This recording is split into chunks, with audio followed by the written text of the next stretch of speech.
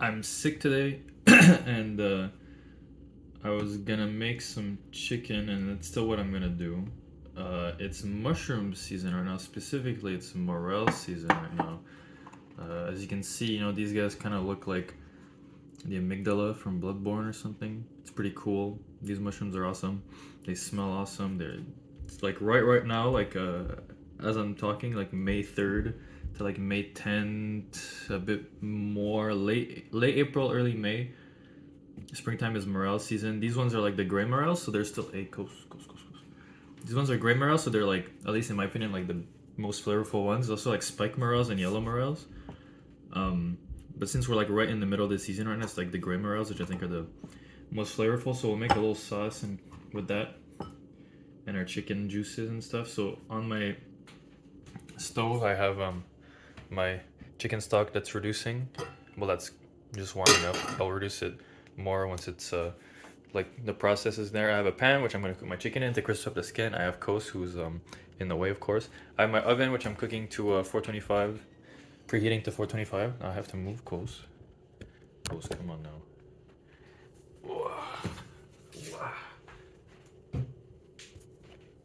And I have a few simple ingredients: shallots, garlic, and leftover leeks. The leeks we're kind of gonna chop roughly, and I'm gonna put with our chicken. It's gonna be really simple. They're kind of gonna braise with the chicken juices and chicken fat.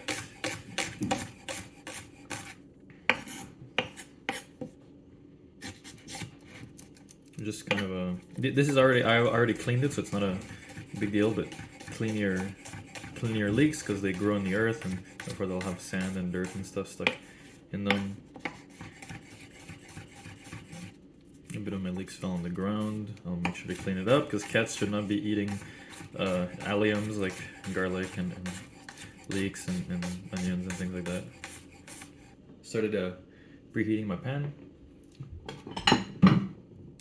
And see, pretty big chicken breast, but that's the advantage of buying a whole chicken and kind of breaking it up yourself. One of the best tools in the kitchen, bench scraper.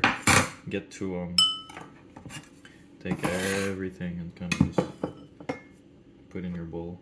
And then all the little things, like that, easy peasy. Next, we're gonna prep our mushrooms. So one thing that's cool about morels, that's my oven that's ready. The thing that's cool about morels is they're empty. That's how you know they're real morels. So if you ever go, shopping for, not shopping, but like you go out in the wild to scavenge for morels, there's mushrooms that look like morels that aren't actually morels. So the way you know that what you have are morels is by opening them up and seeing that they're hollow. So I'm gonna try to sort of cut them all to be similarly shaped.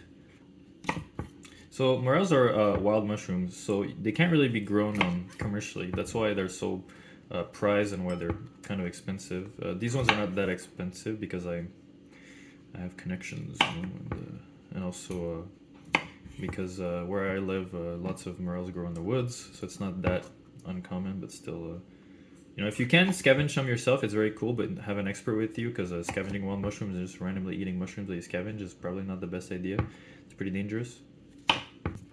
So next for my sauce, what I want is I just want to burn my shallots on one side and kind of finish them in the sauce. So what we're gonna do, I'm gonna cut them in half, peel them, remove stems. You can keep this for stock, of course, as you should, or dehydrate them and make a delicious onion powder out of it. My bag that I have for my bag that I have for scraps to make a soup with is getting kind of full, so this is gonna be my new bag. Garlic, especially when it's kind of tight like this, so it's tough to start. People always have like tricks and shit like that, but just do it yourself. Once again, garlic skins you can keep for soup, making stock. I just need one clove, nothing crazy. So One of my favorite ways to peel garlic is just to cut the garlic in half, expose both sides, and it should peel super easily. Oh, this garlic is nice. I'm gonna go to our pan. Nice. So this is like, it's getting hot. So we're gonna add some oil because we want the oil to get hot too.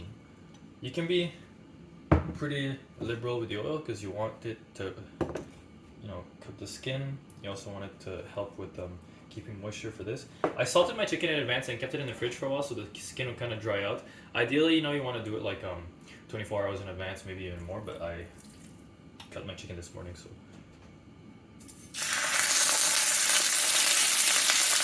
That's what you want to hear, you know. You want to hear a sizzle. That way, that's how you know, you're not just steaming you're not steaming your chicken. You're actually evaporating water and actually browning the chicken. That's how you get delicious skin. I'm gonna cook the chicken almost entirely on its skin side. That way, there's really no moisture left in the skin. It'll be super crispy and super delicious. And that way, you know, this part can get the heat from the top of my oven, and the heat kind of go gently around the chicken instead of like the heat coming from the oven and coming from the pan itself. The skin's gonna get the pan heat and the oven heat, but the chicken itself is gonna get only the gentle heat of the oven. That's also what oil does, is that it helps with you know, letting the it kind of evens out the surface and kind of makes up for certain irregularities in the shape of your protein. So that's another reason why, you know, restaurants get such nice browning, is because they're not scared of using a lot of oil. So we just let it do that. So in the meantime, I'm going to clean the plate I have my chicken in. You can take a look at our skin, see how it's going. It's pretty, you know, getting brown, but not ideal. So we're going to put it back. You know, if you had aromatics, you could put some too, you know, do the chicken the way you want it. I'm keeping it pretty simple. This one only has salt. I'll add pepper before putting it in the oven. I'm going to have some leeks. I'm going to have some mushrooms. And I'm going to have my sauce. My sauce, as I said, is going to be chicken sauce based. A little bit of wine, a little bit of butter, a little bit of mushrooms, shallots, etc. Take another look. Let's see how nice and brown it's getting. Another benefit of doing this is that a lot of the oil comes out of the chicken skin, so it'll be good for flavoring the leeks.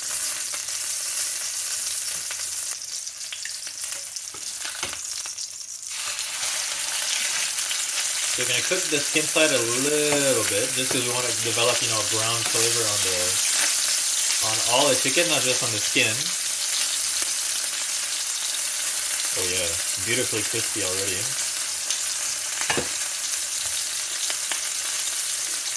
So this is part of just to brown another part of the chicken, so you have more brown flavors. You know, I love the taste of you know, a nicely poached chicken in a flavorful broth, but brown chicken also has its advantages.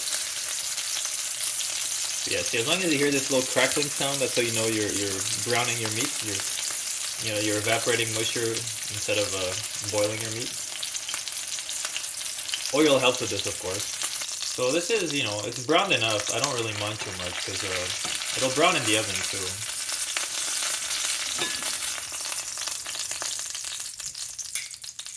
I'm gonna put our leeks in here.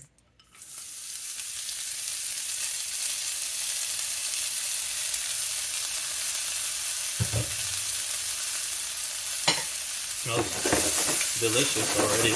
I'm not adding salt just yet. I want these to brown before I salt them. That way, because if you salt them, they'll start releasing a lot more moisture, and because there's a lot, it'll steam the leeks. So what I'm doing instead is I'm putting them into like a pretty high heat. And as a result, they'll kind of brown. Then I'll add my salt. Oven's at 425, probably gonna last 20 to 25 minutes. You can start checking the temp after like 20 minutes. You know, you want your chicken to be at 155 or 160 for safe consumption. However, you can actually check, but I think you can bring it to 150 degrees, and if it stays at that temperature for a long sustained time, then your chicken's going to be safe to eat. Same with you know, I think they always say 165, but or something like that. I don't really know the temperatures, and this is all in Fahrenheit, because all the kind of like food resources that I have access to tend to list things in Fahrenheit, because I live in Canada. So, you know, here in Canada we use a mixture of Celsius, of the metric system, and the imperial system, because we're so close to the United States. Chicken safety is not necessarily about how hot you cook it, but more so how long it stays at certain temperatures that can kill the salmonella bacteria. So in the case of, I think if you bring it to 155 or 160 and then let it rest at those temps, like, it'll kill the bacteria with like a pretty high certainty. Oh, this is stupid. No, I can't keep my chicken skin down because of the leeks. Chicken skin side down into this spot that now has no leeks. Where's the leeks? So this is how I'm gonna do it, and it's gonna go in the oven at 425 for a good amount of time. We'll see how it goes. So it seems like our chicken's ready, and I temped it and everything. I flipped it near the end of the cooking process because I was realizing that the skin was getting kind of flabby because of the moisture from the leeks. So I tried to re-crisp it up, and it's been working. But by resting it'll also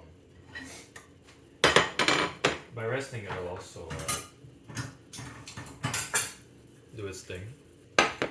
Now we have like brown crispy bits at the bottom. That's fun, that's flavor, that's what we want.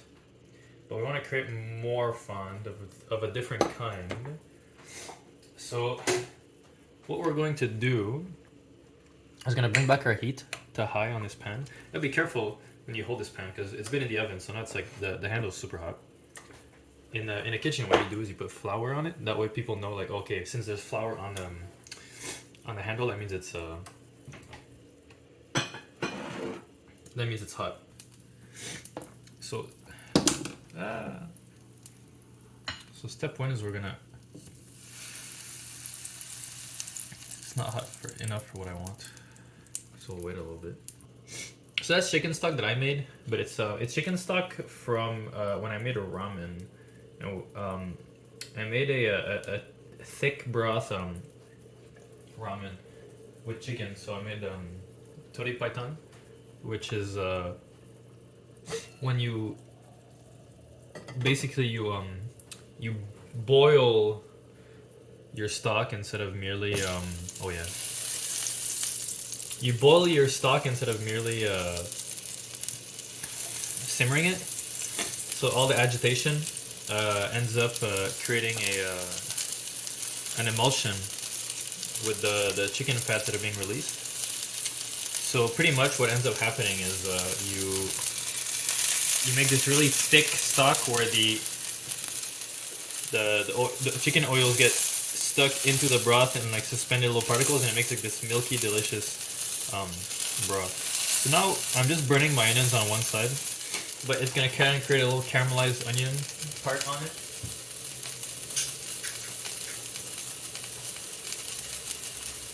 But yeah, this really doesn't last long. You just want to burn it a little bit.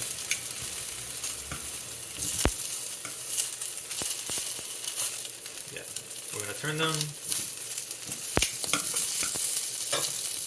burn them a little bit more. You can even lower heat because the fond's starting to burn.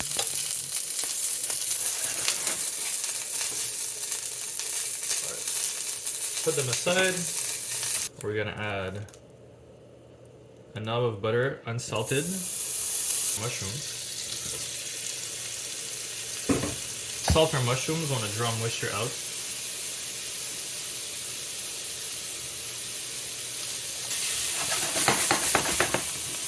So you just want to draw out the moisture from the mushrooms. You want to get them to brown and caramelize. Get the fond from the bottom of the pan. the mushrooms as they brown are gonna create more fond as well. So, and yeah, you wanna let these guys brown. Our mushrooms are browning. They're smelling delicious.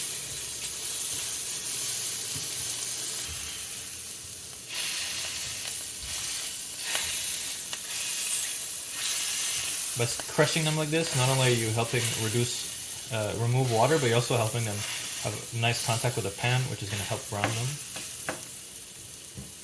I mean, I gotta sneak a piece, you know. It's Morel season.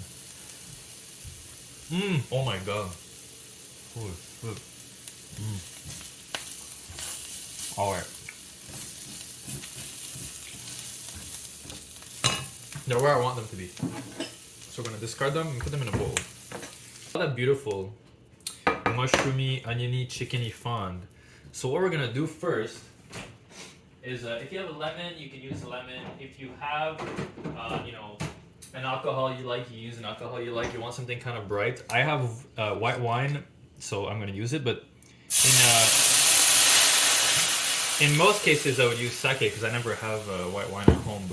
But I actually had white wine at home. And then you're gonna scrape the bottom to get all that brown flavor from your chicken, your mushrooms, your shallots, really everything. And this also, pro tip, makes cleaning your dishes really easy. Because all the stuff that's stuck, you're unsticking it with to make your sauce. So we're going to switch to using a wooden spatula, which is the ideal tool because it's just hard enough that it can scrape well, but it's not so hard that it'll, like metal, that it'll damage your pan and leach metal into your sauce. Because even if this is, you know, stainless steel and it's not like Teflon or something, it still can get damaged by metal on metal scraping. So wood on metal is the best for this. By reducing the wine, we're concentrating its flavor. We're also removing liquid, which is going to be what we want for this sauce. And we're also removing the alcohol from it. At this step, I add my shallots back.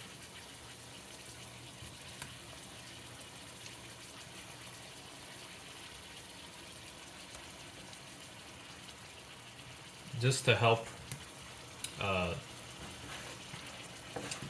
cook them through a little bit while I reduce my wine. In the meantime, while this is reducing and my onions are cooking, I'm going to keep an eye on it, but I'm going to do a little bit of dishes. Okay, we're almost fully reduced. So to not burn things, we're going to add our stock. As you can see, the stock is very white, and it's because of all the chicken fat. Usually you would probably want to reduce your stock more before you even start this step, but I don't mind too much. So I'm gonna let this reduce even more. It's gonna help cook the shallots as well, because I only burnt them, remember? So they're pretty much raw except on one side where they're burnt. So sauces, there's many ways to finish them, you know, after you're like reducing your stock, you're done reducing your stock. One way to finish them is to basically add cream. So it's gonna help cut down on the. It's gonna help cut down on the strength of the sauce, because cream is like a kind of refreshing effect, even if it's gonna add also some fattiness. Or you can reduce less, and instead of adding cream, you add butter and emulsify the butter into your liquid. So what I think I'm gonna do is I really don't have a lot of leeks, so I'm gonna make a bed of leeks. Then we're gonna put our beautiful chicken on top of the bed of leeks. I mean, look at that, it already looks professional. If this was in the middle of the plate, you'd think that you were in a fancy restaurant or something. I should have put it in the middle of the plate actually, because I looks, well, maybe not this side, because but like that. Oh my god, look at that, it's beautiful.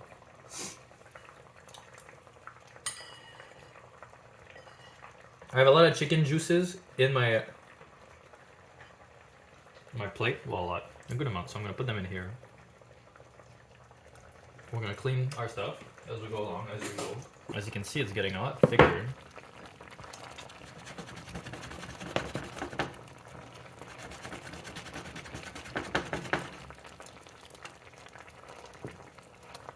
But I want to reduce this further.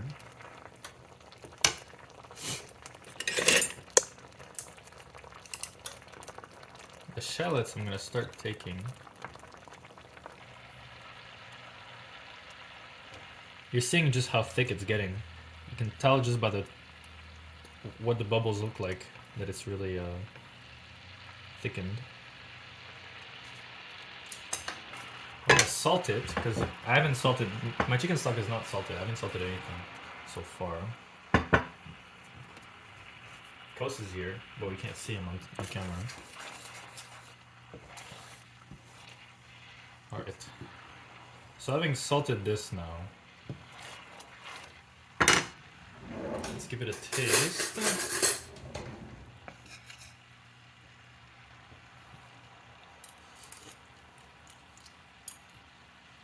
Oh my god. Okay, yeah. We're gonna close the heat. I'm gonna swirl the pan constantly and swirl the butter. This is gonna help emulsify the butter into our sauce. You'll see the sauce is gonna get glossy, it's gonna get thicker because of the emulsification process. And you don't need extra heat for this. Otherwise it might be so hot that it'll cause the mixture to split. So by turning off the heat and using the residual heat to emulsify your butter, it just goes in really nicely, really smoothly. Gets a nice glossy sauce. Look at that. You can't really tell because of the video quality, but the butter is not, the sauce is, the butter's not separating. Well, it's separating a little bit, but it's because I immediately stopped stirring it. But the butter is emulsified in. Oh my god. It's a powerful sauce, holy shit. I will add a splash of cream to make it more mild.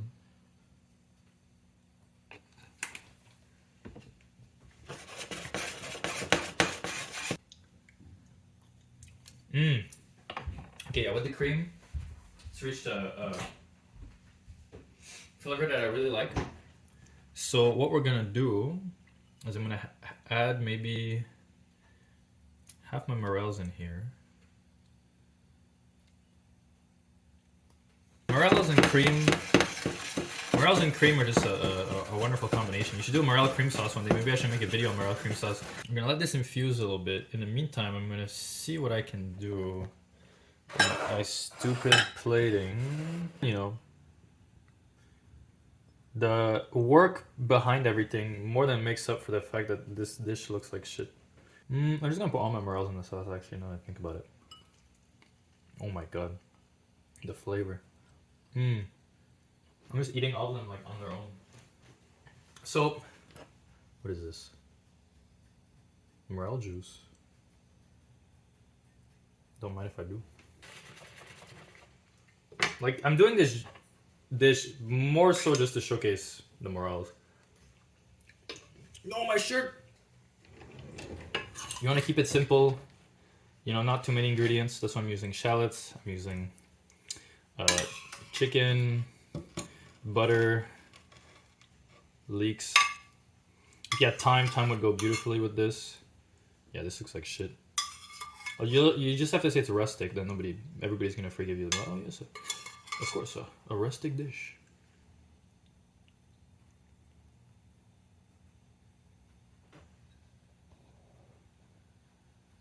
That's not so bad. And just for completely superfluous, beauty and maybe a little bit of a little kick of a little tang. Look at that, parsley on top. Now that's fucking, oh shit.